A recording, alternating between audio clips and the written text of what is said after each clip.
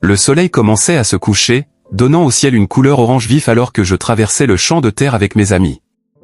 L'odeur de l'herbe fraîche mêlée à la sueur qui coulait sur mon front et le bruit du ballon résonnait dans la banlieue parisienne, où les rires et les cris de joie soulageaient les difficultés du quotidien.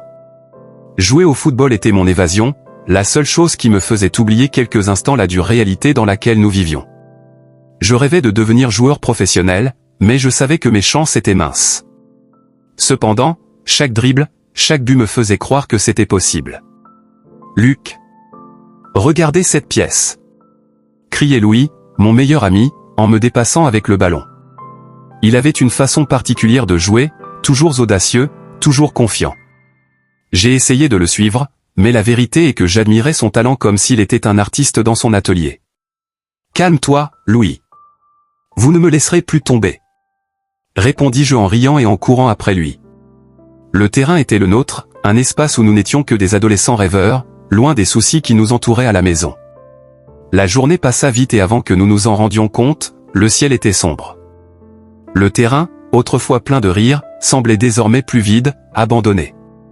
En entendant l'appel de ma sœur Aïcha, j'ai décidé qu'il était temps de rentrer. Elle s'est toujours inquiétée pour moi, et ce n'est pas étonnant. Aïcha n'avait que 2 ans de plus que moi, mais elle semblait porter le poids de toute notre famille sur ses épaules. Depuis le décès de nos parents, elle est devenue ma protectrice, ma tutrice. « Luc, vous êtes en retard. » Sa voix traversa l'air de la nuit alors que j'entrais dans la maison. Le petit appartement que nous partagions était le reflet de nos vies, des murs écaillés, des meubles anciens et une cuisine qui semblait toujours pleine de vaisselle non lavée. « Je suis désolé, Aïcha.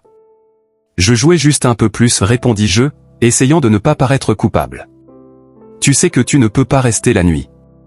En périphérie, les choses ne sont pas faciles, dit-elle, le regard rempli d'inquiétude. Je ne veux pas qu'il t'arrive quoi que ce soit. La vérité était que je comprenais ses inquiétudes. Notre quartier était connu pour sa violence, pour ces groupes de jeunes qui pensaient que la rue leur appartenait, qui n'avaient pas peur de montrer de quoi ils étaient capables. Je n'avais jamais été leur cible, mais la peur était toujours dans l'air, comme une ombre qui nous suivait. Je sais, Aïcha. Je promets que je prendrai soin de moi, lui ai-je assuré en lui faisant un sourire qui tentait de le rassurer. Elle se contenta de secouer la tête, toujours avec un air inquiet sur le visage. Tu devrais aller te coucher. Demain, j'ai besoin que tu m'aides au restaurant. Nous ne pouvons pas nous permettre d'être absents. L'argent manque et j'en ai marre de travailler seul. Bien sûr, je vais t'aider, répondis-je, même si l'idée de passer une autre nuit dans un restaurant plein de monde ne m'excitait pas vraiment. Je voulais rêver, je voulais plus que ça. Après un simple dîner, j'ai décidé d'aller me promener. L'air frais de la nuit m'appelait et j'avais besoin d'un moment pour réfléchir. Le cœur léger, j'ai quitté la maison et j'ai parcouru les rues éclairées par des lampes tamisées. Le quartier était calme, mais je savais que cela pouvait changer à tout moment. Pendant que je marchais, j'ai entendu des rires au loin, des sons qui m'ont attiré vers une petite place. Un groupe de jeunes était rassemblé et même si je ne connaissais pas la plupart d'entre eux, j'ai remarqué que certains m'observaient. Mon cœur a commencé à s'emballer, mais j'ai essayé d'ignorer cette sensation inconfortable. « Regarde Lucas, le rêveur !» cria l'un d'eux en riant. La provocation m'a dérangé, mais j'ai décidé de les ignorer. J'ai continué mon chemin en essayant de ne pas y prêter attention, mais la tension était palpable. « Et, tu ne vas pas t'enfuir comme ça, n'est-ce pas ?» Un autre jeune homme s'approcha, avec un regard de défi. Je me suis arrêté, pensant que la meilleure chose à faire était de continuer. « Je ne m'enfuis pas. Je ne fais que passer par là, » répondis-je en essayant de garder ma voix calme. Que pourrais-je faire d'autre? S'il y avait un combat, je savais que je perdrais. De passage? Ou serait-il juste un autre lâche? Taquina-t-il en riant avec ses amis. La tension montait et je sentais l'adrénaline couler dans mes veines. Ça n'en vaut pas la peine, mec. Je veux juste rentrer à la maison, répondis-je en prenant du recul. Je savais que les taquineries pourraient conduire à quelque chose de pire, et je ne voulais pas ça. L'un des autres jeunes, qui semblait être le leader, rit encore une fois. Regardez le petit Lucas, le garçon qui rêve de devenir joueur. Mais vous ne pouvez même pas vous défendre, n'est-ce pas? Je les ai ignorés et j'ai continué à marcher, mais le groupe ne semblait pas disposé à me laisser tranquille. J'avais l'impression que chaque pas que je faisais m'éloignait de la sécurité. Et soudain, je me suis rendu compte que la nuit, qui n'était auparavant qu'une invitation à la réflexion, devenait désormais un piège. Le sentiment d'insécurité m'envahit comme une ombre. Je ne savais pas quoi faire, mais mon instinct me disait que je devais partir. Alors que j'avançais plus vite, j'entendais des rires et des insultes résonner derrière moi. La pression montait et mon cœur battait fort, comme s'il essayait de s'échapper de ma poitrine. « Hé, Lucas! Où vas-tu » La voix du chef résonnait, et je savais que je ne pouvais pas les ignorer plus longtemps. L'adrénaline est montée et j'ai accéléré le rythme, mais je n'ai pas pu éviter ce qui allait arriver. Soudain, j'ai senti des mains dans mon dos, me poussant vers l'avant. Je n'avais plus le contrôle. Ce qui avait commencé comme une simple promenade nocturne s'est transformé en cauchemar. Le groupe s'est rapproché, m'a entouré, et mon esprit s'est mis à courir, essayant de trouver une issue. « Vous n'êtes qu'un lâche », a crié l'un d'eux, et j'ai réalisé qu'il n'y avait plus d'échappatoire. Ce moment de liberté que je recherchais était sur le point de se transformer en un cauchemar que je ne pourrais jamais imaginer vivre. Et à ce moment-là, tout devint sombre. L'obscurité de la ruelle était presque palpable, une ombre qui s'étirait et se refermait autour de moi alors que l'adrénaline coulait dans mes veines. Je pensais que je pouvais ignorer les insultes, que je pouvais simplement passer à autre chose, mais la réalité était très différente. Le groupe de jeunes s'approchait comme un prédateur à la recherche d'une proie, et j'étais la victime idéale, seule et vulnérable. C'était une embuscade. Ils m'ont entouré, riant et criant, leur voix résonnant sur les murs froids de la ruelle. « Regardez qui nous avons ici, le gamin qui pense qu'il peut se promener ici sans se soucier du monde. » L'un d'eux, le plus grand, m'a poussé violemment sur l'épaule, me faisant presque perdre l'équilibre. J'étais paralysé, mon esprit me criait de réagir, mais les mots semblaient avoir disparu de ma bouche. « Est-ce que tu vas rejouer au football, espèce de lâche ?» Un autre d'entre eux s'approcha, les yeux brillants d'une malice que je n'avais jamais vue auparavant. Le sentiment d'impuissance a commencé à se transformer en colère, mais la colère n'était pas suffisante. Je savais que se battre n'était pas une option. Que pouvais-je faire contre 3 d'entre eux? Le premier coup fut comme un éclair. Un violent coup de poing dans mon ventre me fit plier en deux, l'air sortant de mes poumons dans une explosion douloureuse. Je ne pouvais pas crier. Le deuxième coup m'a frappé au visage et la douleur s'est propagée comme une traînée de poudre. Je suis tombé au sol, la terre a frappé froidement ma peau et le monde a commencé à tourner. Ce n'est que le début, espèce de merde. La voix de l'agresseur résonnait dans mon esprit alors que j'essayais de me protéger avec mes bras. Chaque coup de poing que je recevais était comme un marteau qui me frappait la tête, et en un instant, tout était effacé. Le silence s'est installé et je ne savais plus où j'étais. Lorsque j'ai repris conscience, la lumière du soleil pénétrait à travers les fenêtres d'un endroit que je ne reconnaissais pas. L'odeur du désinfectant et le bruit des machines à bip ont rempli mes sens. J'étais à l'hôpital et la douleur parcourait mon corps. J'ai essayé de bouger, mais une vague de douleur m'a paralysé. Ce qui s'est passé? Comment suis-je arrivé ici? L'image d'Aïcha, ma sœur, est apparue dans mon esprit. Elle a toujours été la protectrice, celle qui s'inquiétait pour moi. Que devrait-elle ressentir en ce moment? La peur et l'angoisse qui l'ont envahie. Je ne voulais pas qu'elle souffre à cause de moi. Avec effort, j'ai essayé d'appeler quelqu'un, mais ma voix était coincée dans ma gorge. Lucas. Lucas. La voix d'Aïcha coupa l'air comme un couteau, et quand je la vis entrer dans la pièce, mon cœur faillit s'arrêter. Ses yeux étaient rouges, comme si elle pleurait depuis des heures. Vous êtes réveillé. Ah, Luc. Elle a couru vers moi, me tenant la main si fort que j'ai senti son inquiétude déborder. Aïcha, que s'est-il passé? La voix s'est brouillée et la douleur dans ma tête s'est intensifiée. Vous avez été attaqué. Un groupe de jeunes t'a battu, Lucas. J'étais tellement inquiète. Je ne savais pas où tu étais. Je t'ai cherché toute la nuit. Ses larmes coulaient sur son visage pendant qu'elle parlait, et j'aurais aimé pouvoir la réconforter, mais je ne savais pas comment. Désolé. Marmonnai-je, la culpabilité pesant comme un fardeau. Désolé de t'inquiéter. Ce n'est pas ta faute. Vous n'avez rien fait de mal. Aïcha me serra la main, et sa présence fut un baume à ma douleur. Les médecins s'occupent de vous. Ils ont dit que tout irait bien, mais... Lucas, tu dois me dire ce qui s'est passé. J'ai hésité. Les souvenirs de l'attaque étaient vifs, mais la douleur de revivre ces moments m'a figé. Je ne sais pas si je peux. S'il te plaît, Lucas, supplia-t-elle, l'inquiétude dans ses yeux se transformant en détermination. Nous devons savoir qui a fait ça. Nous devons faire quelque chose. Je savais qu'elle avait raison. Pas seulement pour moi, mais pour tous ceux qui pourraient être victimes de ce groupe. C'était un groupe. Ils m'ont entouré. Je ne pouvais rien faire. Les mots sont sortis, mais chacun d'entre eux a été comme un coup de couteau dans mon âme.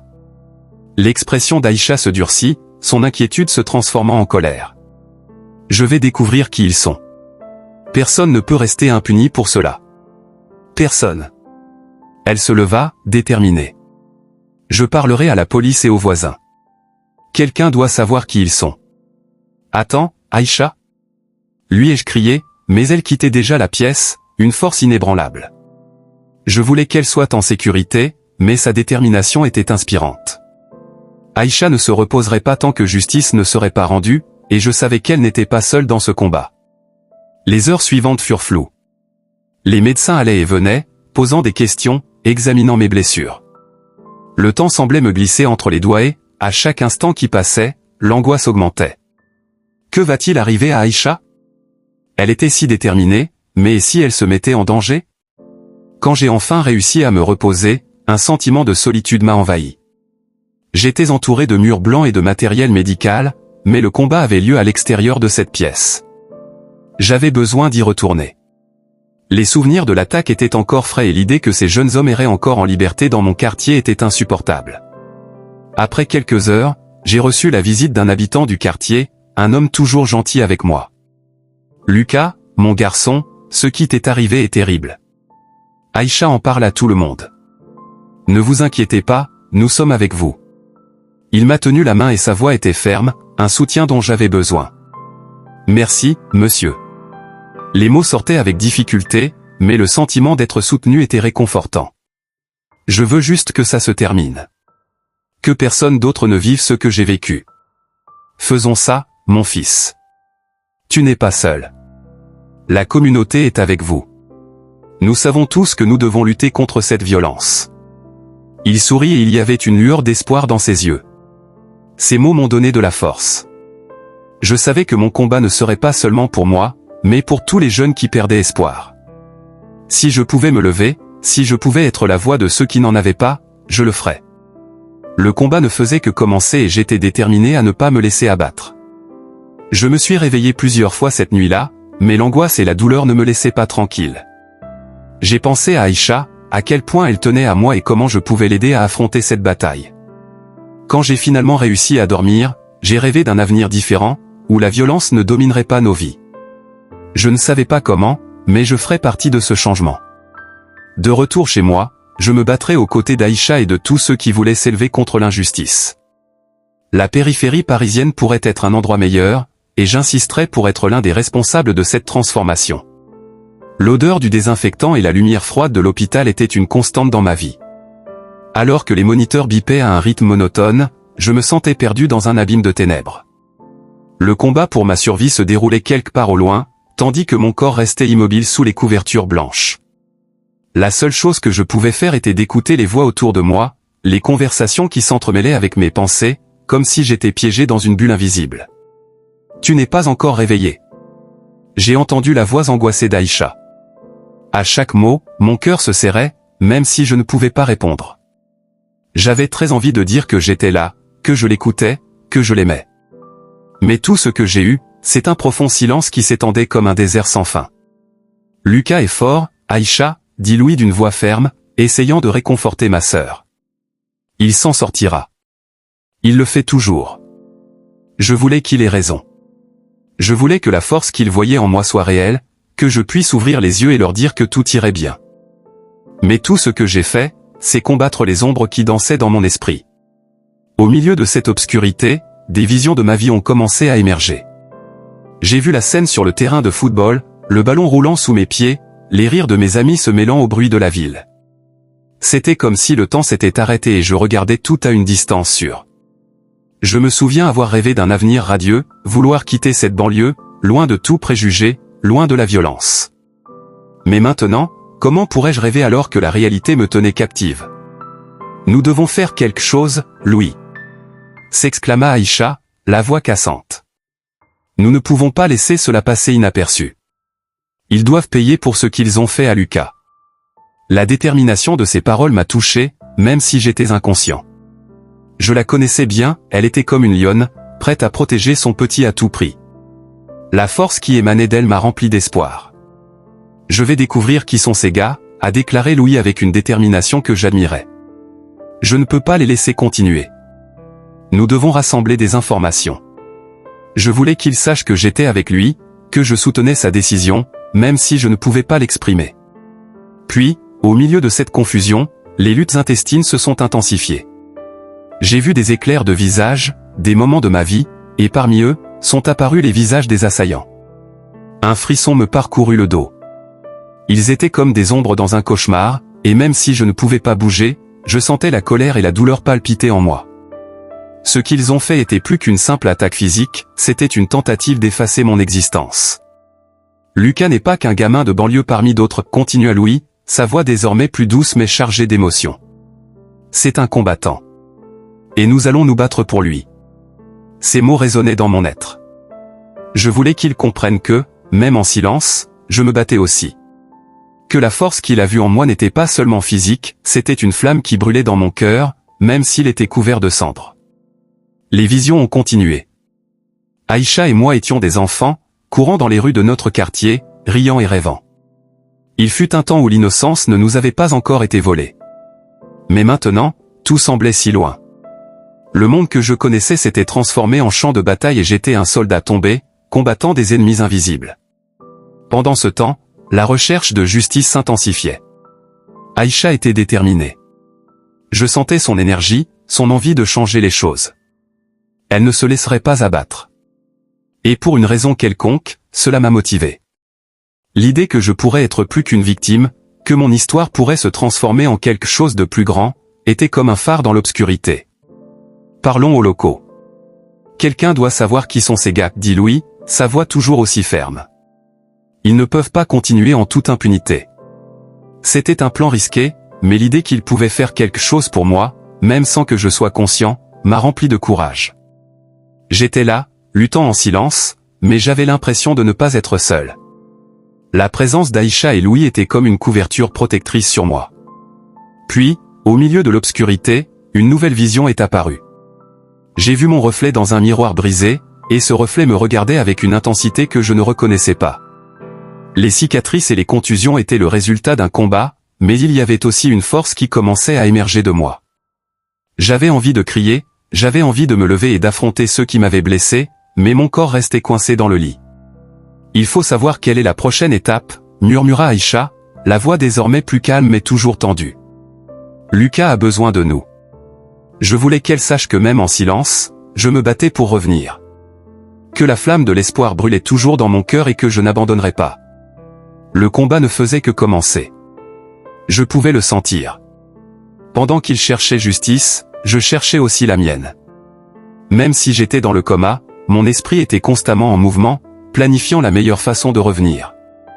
Et, aussi long et difficile que soit le chemin, la force dont faisaient preuve Aïcha et Louis m'a donné un coup de boost. Je n'étais pas seul. Leur combat était mon combat, et ensemble, nous pourrions transformer cette douleur en quelque chose de plus grand, en un cri de résistance qui résonnerait dans toute la banlieue parisienne. À chaque battement de mon cœur, je me suis promis, je n'abandonnerai pas. Le combat s'est intensifié et j'étais prêt à affronter quoi que ce soit. Parce que même dans l'obscurité, l'espoir ne meurt jamais. Je me suis réveillé dans un endroit que je n'ai pas immédiatement reconnu. L'odeur de l'antiseptique et le bruit incessant des machines résonnaient autour de moi, et pendant un instant, j'ai cru que je rêvais encore ou, pire, que j'étais allé en enfer. Mon corps était lourd et chaque mouvement était aussi difficile que l'escalade d'une montagne sans fin.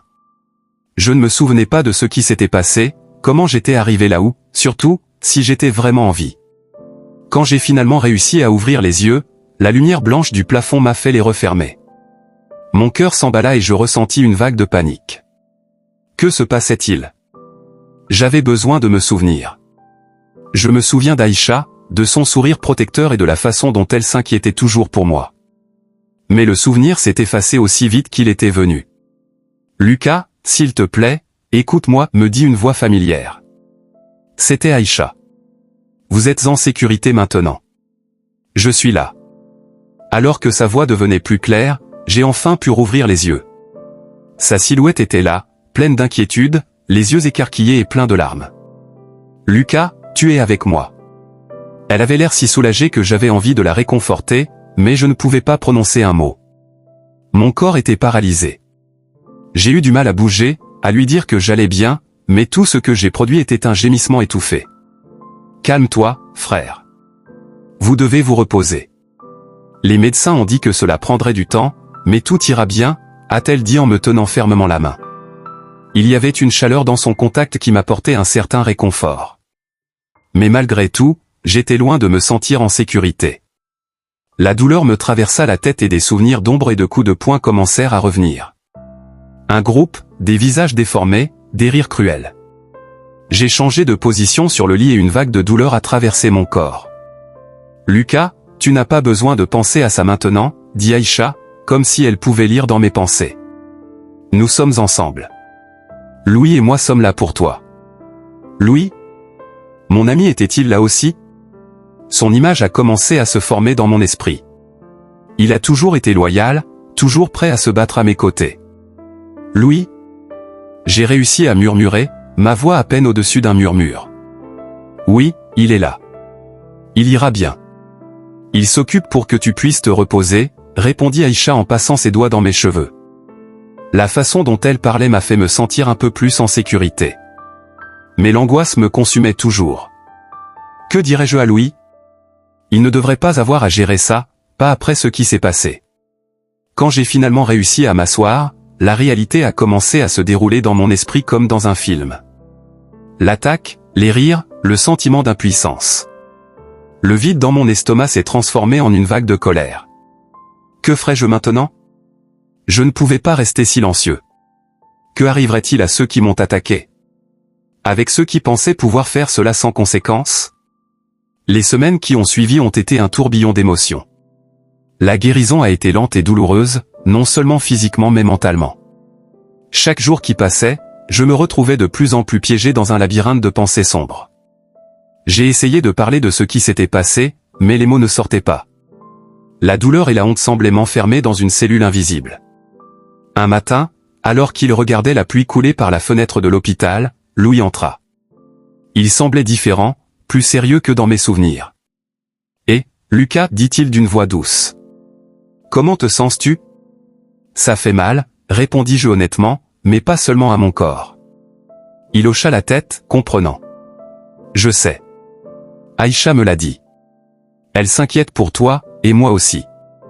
Nous devons faire quelque chose. Nous ne pouvons pas laisser les choses ainsi. Faire quoi? Ai-je demandé, un peu découragé. Que pourrais-je faire? Une protestation. Une manifestation pacifique. Nous devons faire entendre nos voix, Lucas. Montrer que nous ne resterons pas silencieux face à la violence. Nous ne pouvons pas les laisser nous faire taire, a déclaré Louis, les yeux brillants d'une détermination que je n'avais pas vue depuis longtemps. Ces paroles ont commencé à résonner en moi. Et si je ne peux pas y aller? Et s'il m'attaque à nouveau? Nous serons ensemble. Aïcha, moi et toi. Rassemblons la communauté. Montrez-leur que nous sommes plus forts ensemble, a insisté Louis.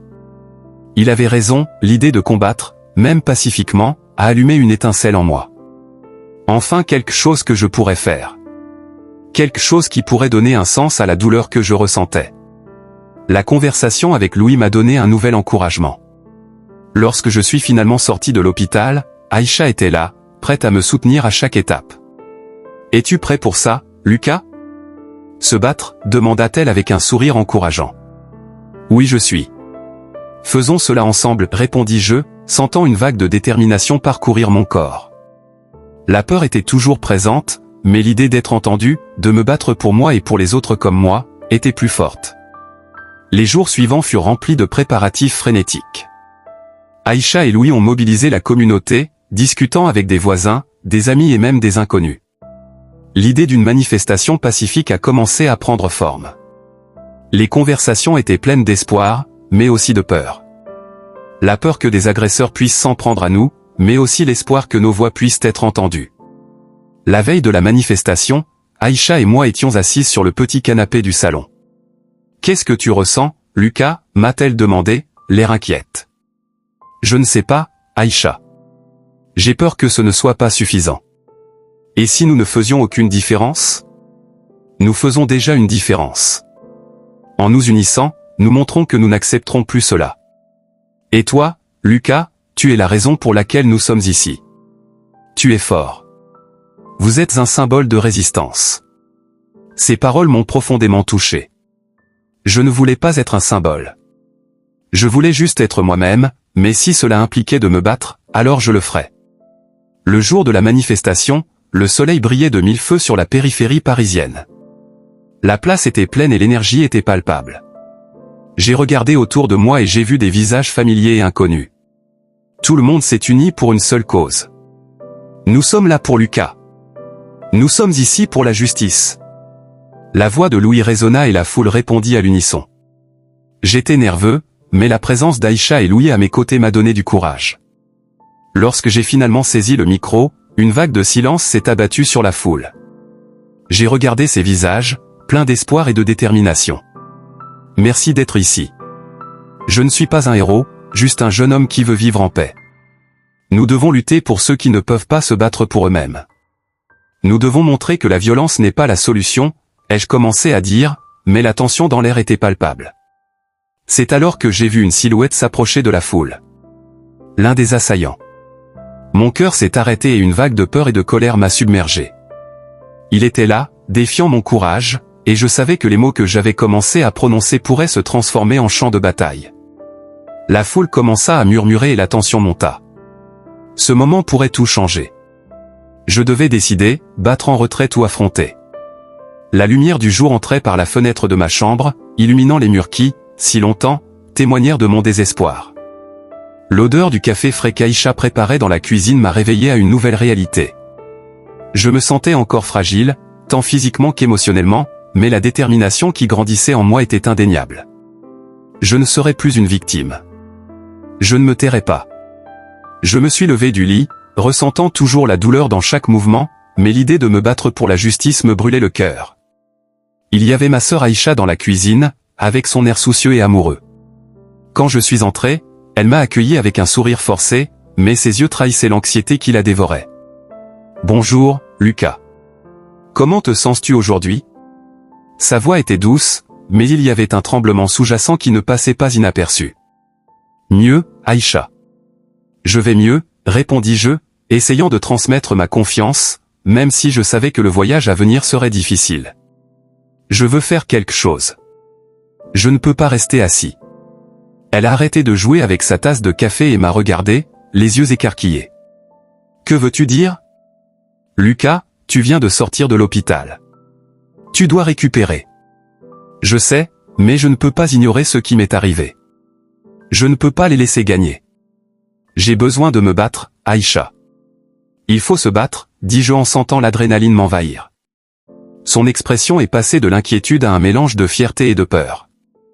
Et comment comptez-vous faire ça ? Êtes-vous sûr d'être prêt ? Je vais rejoindre Louis. Il a des idées. On peut créer un mouvement, quelque chose qui me dépasse. Nous avons besoin d'espoir pour notre communauté, ai-je déclaré, la passion brûlant dans la voix. Nous nous sommes regardés un instant et j'ai su qu'elle pensait à tous les risques que cela impliquait. Si tu penses que c'est ce dont tu as besoin, Lucas, alors je serai à tes côtés. Mais tu dois prendre soin de toi, répondit-elle, sa détermination correspondant à la mienne. Après le petit déjeuner, j'ai pris mon téléphone portable et j'ai appelé Louis. Dès qu'il a répondu, j'ai pu sentir l'énergie euphorique dans sa voix. « Lucas. Est-ce que tu vas bien ? J'ai entendu dire que tu t'étais réveillé. »« Oui, Louis. Plus fort que jamais. Nous devons nous retrouver. Nous avons du travail à faire, dis-je sans détour. J'arrive. J'apporterai quelques idées auxquelles j'ai pensé depuis que tu as été attaqué. Faisons du bruit, répondit-il, la détermination dans sa voix me motivant encore plus. Quand Louis est arrivé, il avait avec lui un dossier rempli de papiers, d'affiches et d'idées. Écoute, Lucas, j'ai pensé qu'on pourrait organiser une manifestation. quelque chose de pacifique mais de puissant. Nous avons besoin que les gens voient que nous sommes unis et que nous n'accepterons plus cette violence. Oui, une manifestation est une excellente idée. Il faut mobiliser tout le monde, pas seulement les jeunes, mais aussi les adultes. Montrer que nous sommes ensemble, répondis-je en analysant les affiches qu'il avait apportées. Nous pouvons inviter d'autres communautés, des organisations qui travaillent déjà contre la violence. Nous avons besoin que tout le monde comprenne que ce combat n'est pas seulement le mien, il appartient à nous tous, dis-je, sentant l'enthousiasme grandir. Louis sourit, son regard brillant d'enthousiasme. C'est vrai. Créons un mouvement. Il nous faut un nom, quelque chose qui résonne chez tout le monde. Que diriez-vous de « Voix de l'espoir » suggérai-je, et Louis hocha la tête, aimant clairement l'idée. Parce que c'est ce que nous voulons, n'est-ce pas? De l'espoir pour notre communauté. Nous avons commencé à planifier la manifestation, en discutant des détails et de la manière dont nous allions mobiliser les gens. L'idée de se rassembler et de s'unir contre l'injustice m'a rempli d'énergie. Je savais que c'était mon opportunité non seulement de récupérer, mais de faire quelque chose de significatif. Au cours des jours suivants, j'ai travaillé dur pour récupérer. Je suis allé en physiothérapie et chaque mouvement que je faisais me rappelait que je me battais, pas seulement pour moi-même, mais pour tous ceux qui souffraient comme moi. Aïcha était toujours à mes côtés, m'encourageant et me rappelant que je n'étais pas seul. Finalement, le jour de la manifestation arriva. Le soleil brillait et une foule commençait à se rassembler sur la place centrale de notre communauté. Mon cœur battait à tout rompre lorsque je voyais des amis, des voisins et même des inconnus se rassembler pour une cause. Tout le monde portait des t-shirts avec notre devise « Voices of Hope ». Lucas. Es-tu prêt pour ça? Demanda Louis, le regard plein d'anxiété et d'attente. Je le suis. Faisons ça ensemble, répondis-je, sentant mon adrénaline monter. La manifestation a commencé et des voix ont résonné sur toute la place. Justice. Justice, a crié la foule, et j'ai senti que je faisais partie de quelque chose de plus grand. Aïcha était à côté de moi, tenant une pancarte qui disait « Paix et justice pour tous ». Voir sa force m'a encore plus inspiré. Au fur et à mesure que la marche avançait, nous avons commencé à partager nos histoires et j'ai réalisé que beaucoup étaient prêts à parler. Des gens qui, comme moi, ont été réduits au silence par la violence et la peur. L'envie de se libérer et de se faire entendre était palpable. « Lucas, tu dois parler, suggéra Louis, la voix ferme. Les gens ont besoin d'entendre votre histoire. » J'ai hésité un instant, puis j'ai réalisé qu'il était temps. « Es-tu prêt à te battre pour nos vies ?» ai-je demandé en élevant la voix pour que tout le monde puisse entendre. Oui, la foule a répondu à l'unisson, et cela m'a donné du courage. Je m'appelle Lucas et j'ai été attaqué par un groupe qui pensait pouvoir nous faire taire. Mais je suis ici aujourd'hui pour dire que nous ne garderons pas le silence. La violence ne nous définira pas. Nous sommes plus forts ensemble, ai-je crié. Sentant l'énergie de la foule grandir. Les cris de soutien résonnaient et je vis Aïcha sourire, les yeux brillants de fierté. C'était un moment d'unité, d'espoir. Mais au fond de moi, une ombre d'inquiétude se formait dans mon esprit. Je savais que le combat ne faisait que commencer et que nous devions nous préparer à la suite.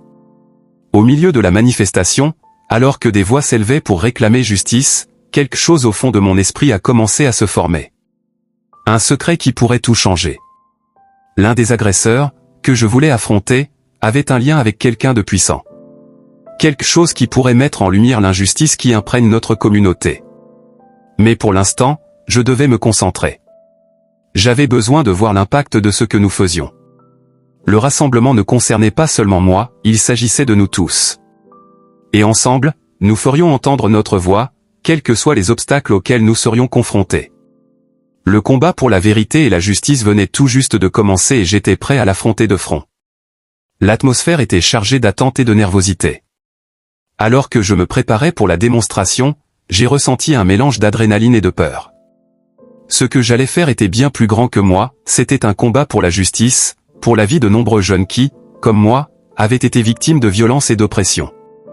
J'ai regardé Aïcha, qui organisait les affiches, et j'ai vu que sa détermination était contagieuse. Elle a toujours été la force de notre famille et maintenant, à mes côtés, elle est devenue un pilier pour toute la communauté.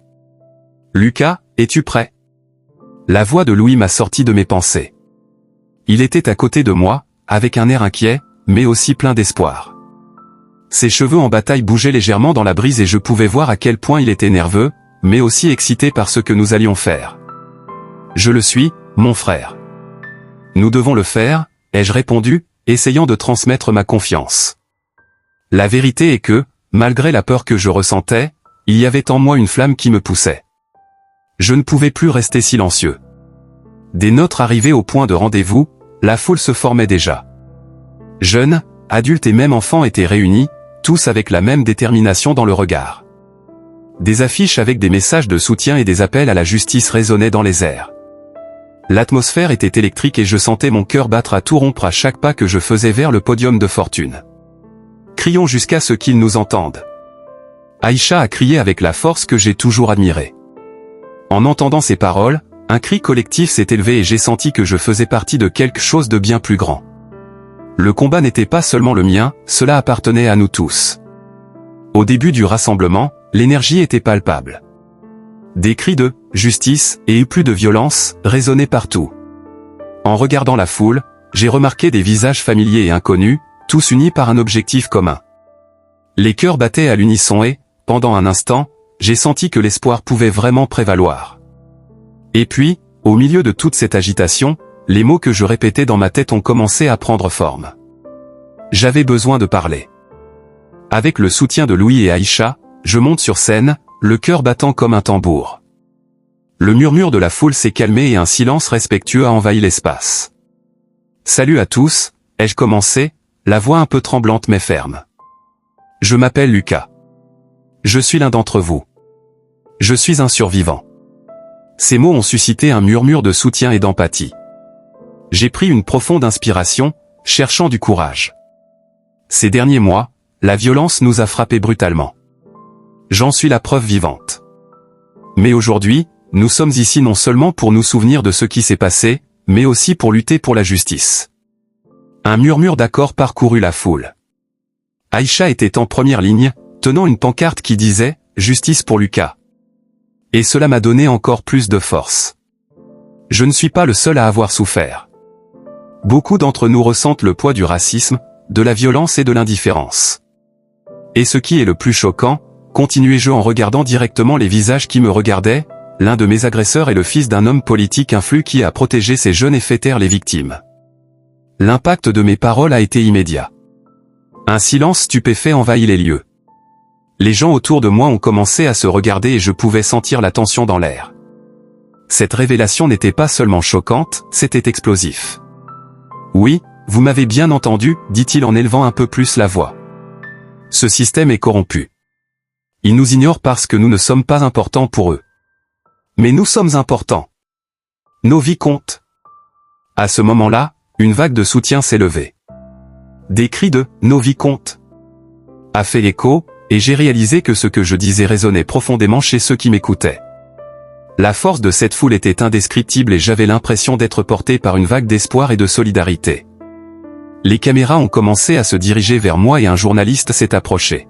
« Lucas, peux-tu nous en dire plus sur ce qui s'est passé ?» Elle tenait un micro et j'ai eu l'impression que c'était un moment charnière. « Bien sûr, répondis-je en déglutissant difficilement. J'ai été attaqué par un groupe de jeunes qui se pensent supérieurs, qui agissent comme s'ils pouvaient faire ce qu'ils veulent sans conséquence. Mais aujourd'hui, nous sommes ici pour montrer que nous sommes plus forts qu'ils ne le pensent. La violence ne nous fera pas taire.